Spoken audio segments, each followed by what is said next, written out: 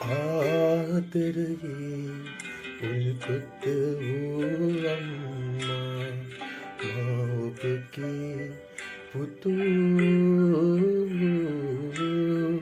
ඔබ මට බුදු වන දවසේ මා රාහුල කුමරුන්සේ සෙවන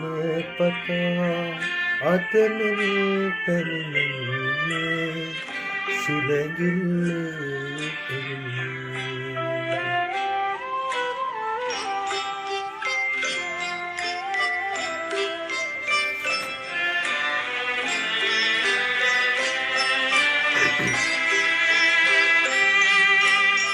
සඳතිය කොට කිරිවතුරෙන් ඒතියෙන් මුවතෝ